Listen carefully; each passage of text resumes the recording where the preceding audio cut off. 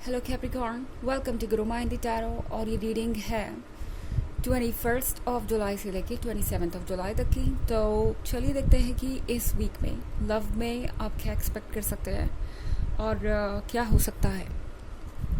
Messages for Capricorn.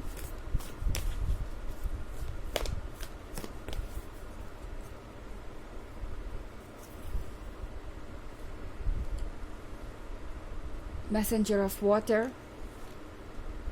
9 of water, 9 of air, Queen of air and Messenger of air. Okay. तो काफ़ी सारा air है यहाँ पे। आई थिंक आप किसी एयर साइन से डील कर रहे हैं, बट ये इतना इम्पोर्टेंट नहीं है क्योंकि ये जनरल रीडिंग है ऑफ कोर्स। तो सबसे पहली बात जो मुझे समझ में आ रही है इस रीडिंग को देख के वो ये कि कोई ये सोच रहा है जैसे कि आप बिना बात के उनसे खफा है। क्वीन ऑफ एयर के साथ आप काफ़ी ज़्यादा स्टबर्न हो गए हैं, अपने आइडियाज़ को लेके ज़िद्दी हो गए हैं। आप कुछ सुनना नहीं चाहते या उन पे आप ट्रस्ट नहीं कर रहे। आप अब और तरह कॉम्प्रोमाइज़ नहीं कर पा रहे और इस पर्सन को ऐसा लगता है जैसे कि आप अब सिर्फ अपने बारे में सोच रहे हैं या बहुत स्वार्थी हो गए हैं। ये जो भी सिचुएशन है ये बहुत कॉम्प्लिकेटेड है। आई मीन ये पर्सन पहले तो खुद ब खुद आपके पास आएगा मैसेंजर ऑफ वाटर के साथ, कोई चीज़ आपसे कहेगा और एक्सपेक्ट करेगा कि आप उनके पॉइंट ऑफ व्यू को एज इट इज़ एक्सेप्ट कर लें या फिर आप उनके प्रपोजल को एक्सेप्ट कर लें और कोई क्वेश्चन ना करे या कोई आइडिया ना दे अपनी तरफ से। आई डोंट नो ऐसा क्या ये पर्सन कहने वाला है जिस पे ये किसी तरीके की बात नहीं सुनना चाहते या यूँ कहे कि कोई बदलाव नहीं चाहते। वो चाहते हैं कि जैसा वो कह रहे हैं बस वैसा ही हो। 9 ऑफ वाटर के साथ यहाँ पे कैप्रिकॉर्न आप पावरफुल हैं और यकीनन आप वो जो चीज़ें मैनिफेस्ट कर रहे हैं, मतलब आप जो भी चीज़ इस वक्त मैनिफेस्ट कर रहे हैं वो आपकी लाइफ में शो अप होंगी। बट आप सोचने लगेंगे कि जो चीज़ आपने मैनिफेस्ट की है क्या आप वाकई में उसे पाना चाहते हैं या आप उसे एक्सेप्ट करना चाहते हैं। मतलब ये पर्सन आपको कमिटमेंट देगा। ओके, 9 ऑफ वाटर के साथ ये पर्सन आपको कमिटमेंट देने के लिए तैयार हो जाएगा, इस रिलेशनशिप को आगे ले जाने के लिए तैयार हो जाएगा। बट इनकी जो शर्तें रहेंगी या इनकी जो एक्सपेक्टेशन है वो आपके कंट्रोल से बाहर हो सकती है, या यूँ कहूँ कि आपके जो भी आपकी इस वक्त उनकी कंडीशंस मीट करने की पावर है उससे बाहर हो सकती है। आपको ऐसा लगेगा कि आप अब और आगे नहीं बढ़ सकते या और सेक्रीफाइसेस नहीं कर सकते। एंड ये पर्सन आपको पुश करेगा, चाहेगा कि आप अपनी बाउंड्रीज़ को क्रॉस करें या कुछ ऐसा करें जो आप नहीं करना चाहते। ये चीज़ आपको बहुत ज़्यादा स्ट्रेस दे सकती है। एंड 9 ऑफ एयर के साथ आपको लगेगा कि आप एक डायलेमा में फंस गए हैं। आपको शायद समझना है कि अगला स्टेप आपको क्या लेना चाहिए, क्योंकि 9 ऑफ एयर के साथ कैप्रिकॉर्न आपके पास ये विंग्स हैं जिससे आप उड़कर कहीं भी जा सकते हैं। ये शो करता है स्ट्रेंथ को, ये शो करता है हमारे फ्री होने की कैपेसिटी को, यानी आपके अंदर ये कैपेसिटी है कि आप खुद को फ्री कर सकें और जो चाहे वो बदलाव अपने लाइफ में ला सके। बट इस पॉइंट पे बहुत कॉम्प्लिकेटेड चीज़ें हो रही हैं। ओके, एक तरफ तो आपके पास ये प्रपोज़ल है, हो सकता है आपने इस रिलेशनशिप में बहुत सारा समय बिताया और उसके बाद आज आपको ये प्रपोज़ल मिल रहा है। दूसरी तरफ इनकी एक्सपेक्टेशंस, इनके शर्तें, इनके इफ़ एंड बट्स ख़त्म ही नहीं हो रहे हैं। वो सारी चीज़ें आपको बहुत ज़्यादा परेशान कर सकती है और आप फ्रस्ट्रेट हो सकते हैं इन सारी चीज़ों से। ओके, हमारे पास है मैसेंजर ऑफ एयर का कार्ड। तो मैसेंजर ऑफ एयर के साथ ये पर्सन आपको कंटिन्यूसली वॉच कर रहा है। ओके, अगर आप किसी बात को लेके अपसेट भी होते हैं या है ऑलरेडी, या आप दोनों के बीच कुछ इश्यूज भी चल रहे हैं, तो भी इस पर्सन ने आपको वॉच करना नहीं छोड़ा। ये पर्सन आपकी बॉडी लैंग्वेज को रीड करेगा एंड यही एक कारण है कि ये पर्सन आपको जज कर सकता है। ओके, इतने सेक्रीफाइसेस देने के बाद भी ये पर्सन आपको जज करेगा। आपसे हो सकता है ये कहे कि आप वाकई में बहुत ज़्यादा स्टबर्न हो गए हैं, अपने बारे में सोच रहे हैं और अपने बारे में ही सोच रहे हैं, जबकि आपने उनके लिए कितने सेक्रीफाइसेस दिए हैं। तो ये चीज़ आपको बार बार परेशान करेगी कि अब जो कमिटमेंट आपको मिल रहा है क्या वो आप वाकई में एक्सेप्ट कर सकते हैं? क्या उसे आपको एक्सेप्ट करना चाहिए? कहीं आप कुछ ऐसा तो नहीं करने जा रहे जो आपको लॉन्ग टर्म के लिए परेशान करेगा? हालांकि ये एक जर्नल रीडिंग है ऑफ कोर्स, तो ये सबसे रेजोनेट नहीं करेगी।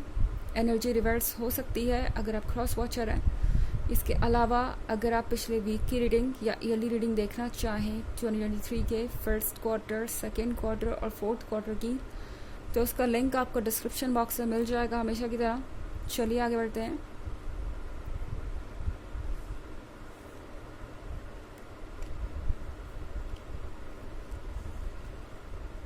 King of Water, King of Earth, King of Air,